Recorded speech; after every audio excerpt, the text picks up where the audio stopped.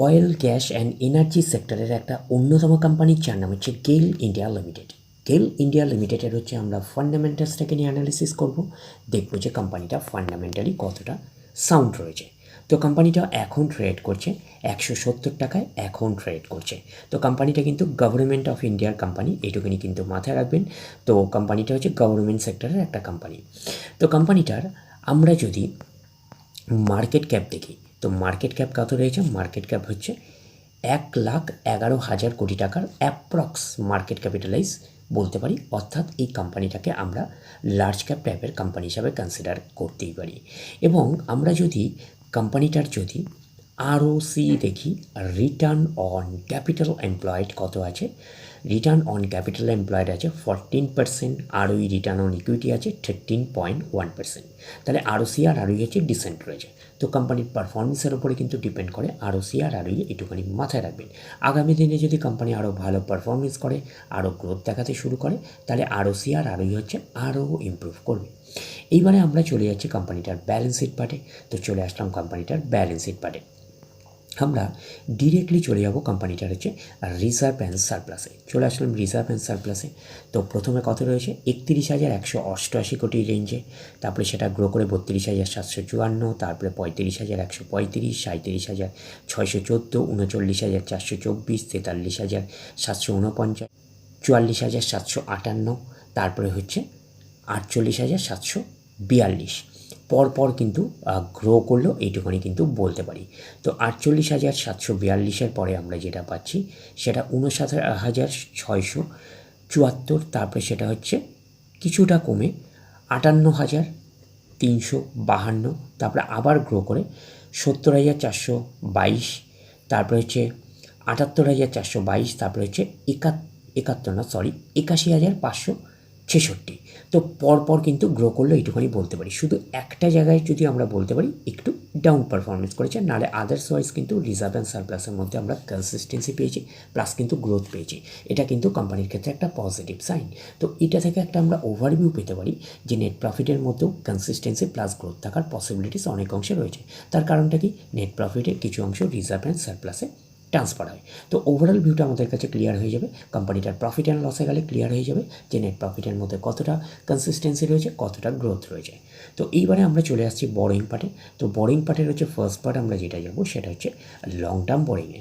চলে আসলাম long term boring, কত আছে? 16,000 কোটির রেঞ্জে আমরা বলতে পারি। তারপরে সেটা কমে গিয়ে 16,700 কোটির রেঞ্জে হলো, তারপরে সেটা কমে গিয়ে 5,800 কোটির রেঞ্জে, তারপরে আবার কমে 3,100 কোটির রেঞ্জে, তারপরে আবার কমে 1,100 কোটির রেঞ্জে, তারপরে আবার কমে 1,000 কোটির রেঞ্জে, পরপর কমলো, তারপরে কিন্তু আবার বেড়ে গিয়ে 3,700 কোটির রেঞ্জে, তারপরে আবার বেড়ে 5,200 কোটির রেঞ্জে আমরা দেখতে পাচ্ছি। তো 5,200 কোটির রেঞ্জের পরে আবার সেটা বেড়ে 5,400 কোটির রেঞ্জে, তারপরে 8,800 কোটির রেঞ্জে, তারপরে 12,800 কোটির রেঞ্জে, পরপর আবার বাড়লো, আবার কমে গিয়ে 10,700 কোটির রেঞ্জে, তারপরে আবার কমে গিয়ে 9,800 কোটির রেঞ্জে আমরা পাচ্ছি। তো লং টার্ম বোরিং হচ্ছে, তারপরে দেখতে পাচ্ছি লাস্টের দিকে কিন্তু কিছুটা কমেছে, এইটুখানি বলতে পারি। তো লং টার্ম বোরিং থাকা মানে কোম্পানির এক্সট্রা বার্ডেন থাকে ইন্টারেস্ট পে করার ব্যাপারে। তো লং টার্ম বোরিংকে যদি কোম্পানি সঠিকভাবে ইউটিলাইজ করে যদি নেট প্রফিটের মার্জিনটা বাড়াতে পারে, তাহলে লং টার্ম বোরিং ঠিকঠাক আছে, আমরা একটুখানি কনসিডার করতে পারি।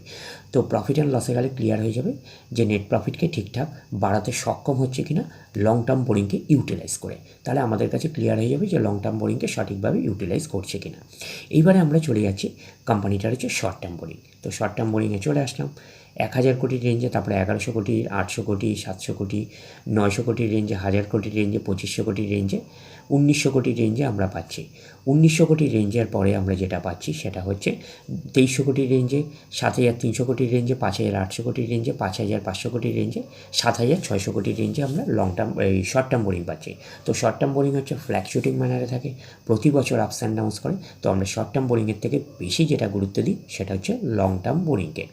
তো এইবারে আমরা চলে যাব কোম্পানিটার হচ্ছে ক্যাশ অ্যান্ড ক্যাশ ইকুইভ্যালেন্টে, দেখব যে ক্যাশ অ্যান্ড ক্যাশ ইকুইভ্যালেন্টের অবস্থান কীরকম রয়েছে। তো আমরা চলে আসলাম কোম্পানিটার হচ্ছে ক্যাশ অ্যান্ড ক্যাশ ইকুইভ্যালেন্টে। তো পাচ্ছি কি 3,200 কোটির রেঞ্জে, তারপরে হচ্ছে 1,500 কোটির রেঞ্জে, 1,800 কোটির রেঞ্জে, 1,400 কোটি, 2,800 কোটি, 1,400 কোটি, 1,200 কোটি, 2,000 কোটির রেঞ্জে আমরা দেখতে পাচ্ছি। তো 2,000 কোটির রেঞ্জের পরে আমরা যেটা পাচ্ছি সেটা 2,800 কোটির রেঞ্জে, 1,100 কোটি, 1,700 কোটি, 2,700 কোটি এবং 1,700 কোটির রেঞ্জে আমরা ক্যাশ অ্যান্ড ক্যাশ ইকুইভ্যালেন্ট দেখতে পাচ্ছি। তো এটা একটা লার্জ ক্যাপ টাইপের কোম্পানি। তো লার্জ ক্যাপ টাইপের কোম্পানি হিসাবে এইটুখানি বলতে পারি যে ক্যাশটা মোটামুটি ঠিকঠাকই রয়েছে, এইটুখানি বলতে পারি। 1,700 কোটির রেঞ্জে বলতে পারি। আর শর্ট টার্ম বোরিং হচ্ছে ন্যাচারাল ব্যাপার, আমরা জানি যে ফ্ল্যাকচুয়েটিং ম্যানারে থাকে। তো শর্ট টার্ম বোরিং কত রয়েছে প্রতি বছর যেহেতু আপস অ্যান্ড ডাউন্স করে, তো শর্ট টার্ম বোরিং হচ্ছে 7,600 কোটির রেঞ্জে। আর লং টার্ম বোরিং কিন্তু মোটামুটি অনেকটাই রয়েছে, 9,800 কোটির রেঞ্জে লং টার্ম বোরিং রয়েছে বলতে পারি।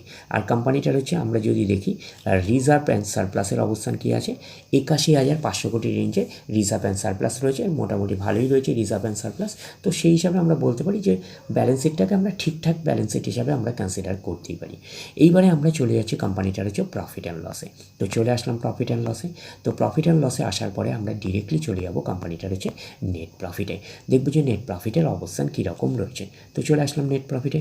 প্রথমে হচ্ছে 4,700 কোটির রেঞ্জে, তারপরে একটা ডাউন পারফরমেন্স করে 3,100 কোটির রেঞ্জে, তারপরে আবার ডাউন পারফরমেন্স করে 1,800 কোটির রেঞ্জে, তারপরে আবার গ্রো করে 3,300 কোটির রেঞ্জে, তারপরে 4,800 কোটি, 6,500 কোটি, পরপর গ্রো করলো 9,500 কোটি, পরপর কিন্তু গ্রো করলো, তারপরে 6,100 কোটি, তারপরে আবার কিন্তু একটা গ্রোথ দেখাতে শুরু করলো 12,300 কোটির রেঞ্জে। তো 12,300 কোটির রেঞ্জের পরে আমরা যেটা পাচ্ছি সেটা একটা ডাউন পারফরমেন্স করে 5,500 কোটির রেঞ্জে, তারপরে আবার গ্রো করে 9,900 কোটির রেঞ্জে, তারপরে আবার গ্রো করে 12,400 কোটির রেঞ্জে, তারপরে আবার একটা ডাউন পারফরমেন্স করে 8,600 কোটির রেঞ্জে আমরা নেট প্রফিট পাচ্ছি। তো নেট প্রফিটের মধ্যে আমরা দেখতে পাচ্ছি সেইভাবে কিন্তু কনসিস্টেন্সি পেলাম না, গ্রোথ পেয়েছি বাট সেই অর্থে কিন্তু কনসিস্টেন্সি পাইনি। তো আমরা রিজার্ভ অ্যান্ড সারপ্লাস থেকে একটা ওভারভিউ পেয়েছিলাম, গ্রোথ থাকার পসিবিলিটিস থাকবে, তো গ্রোথ থাকার পসিবিলিটিস পেয়েছি আমরা, গ্রোথ প্লাস হচ্ছে, এবং কনসিস্টেন্সি কিন্তু সেভাবে পেলাম না। তো কোম্পানি কি আমরা বলতে পারি যে বরিংকে কি সঠিকভাবে ইউটিলাইজ করছে? তো কোম্পানি বরিংকে কিন্তু সঠিকভাবে ইউটিলাইজ করছে বলে কিন্তু নেট প্রফিটের মার্জিনটা বাড়ছে, আমরা কিন্তু এইটুখানি বলতে পারি। তাহলে লং টার্ম বোরিংকে সঠিকভাবে ইউটিলাইজ করছে, তাহলে আমরা এইটুখানি বলতে পারি যে প্রফিটটাকেও, অর্থাৎ প্রফিট অ্যান্ড লসটাকেও ঠিকঠাক প্রফিট অ্যান্ড লস হিসাবে আমরা কনসিডার করতেই পারি। এইবারে আমরা চলে যাচ্ছি হচ্ছে শেয়ার হোল্ডিং প্যাটার্নে, কার কী অবস্থান দেখি। তো আমরা চলে আসলাম শেয়ার হোল্ডিং প্যাটার্নে। তো শেয়ার হোল্ডিং প্যাটার্নে আমরা কাকে পাচ্ছি? ফার্স্ট পাচ্ছি হচ্ছে প্রোমোটার। প্রোমোটার মিনসকে কোম্পানির ওনার। তো কত পার্সেন্ট স্টেক হোল্ড করে রয়েছে? 51.88%। এফআইএস ফরেন ইনস্টিটিউশনাল ইনভেস্টার রয়েছে 14.07%। ডিআইএস আছে ডোমেস্টিক ইনস্টিটিউশনাল রয়েছে 19.76%। গভর্নমেন্ট না থাকার মতন না থাকার মতন না, গভর্নমেন্টেরও একটা স্টেক রয়েছে 7.61%, আর পাবলিক রয়েছে 6.69%। তো এটা প্রোমোটার মানে এটা গভর্নমেন্ট সেক্টরেরই কোম্পানি। তো এখানে কিন্তু প্রোমোটারকে আপনারা দেখতে পাবেন যে প্রেসিডেন্ট অফ ইন্ডিয়া হচ্ছে আপনার প্রোমোটার আপনি পাবেন, তার মানে এটা গভর্নমেন্ট সেক্টরের কোম্পানি, এইটুখানি কিন্তু মাথায় রাখবেন। তাহলে এইটুখানি বলতে পারি যে প্রত্যেকেরই কিন্তু কম বেশি ইনভলভমেন্ট রয়েছে। তো শেয়ার হোল্ডিং প্যাটার্নটাকে একটা ডিসেন্ট টাইপের শেয়ার হোল্ডিং প্যাটার্ন হিসাবে আমরা কনসিডার করতেই পারি। তো কোম্পানিটা হচ্ছে কোন সেগমেন্টে কাজ করছে? তো পিয়ার সেগমেন্ট হচ্ছে এনার্জি, অয়েল অ্যান্ড গ্যাস, তার উপরে কিন্তু এটা লিডার কোম্পানি, এইটুখানি কিন্তু মাথায় রাখবেন। তো ওভারঅল আমরা এইটুখানি অ্যানালিসিস করে একটা ওভারভিউ পেলাম যে গেল ইন্ডিয়ার হচ্ছে ফান্ডামেন্টালসটাকে অ্যানালিসিস করে একটা ওভারভিউ পেলাম। তো মোটামুটিভাবে এই কোম্পানিটাকে আমরা ফান্ডামেন্টালি সাউন্ড কোম্পানি হিসাবে কিন্তু কনসিডার করতেই পারি। তাহলে ওভারঅল ভিউটা আপনাদের কাছে ক্লিয়ার? তাহলে এই অবধি, নেক্সট ভিডিওতে আবার আপনাদের সাথে আমার দেখা হচ্ছে। ধন্যবাদ।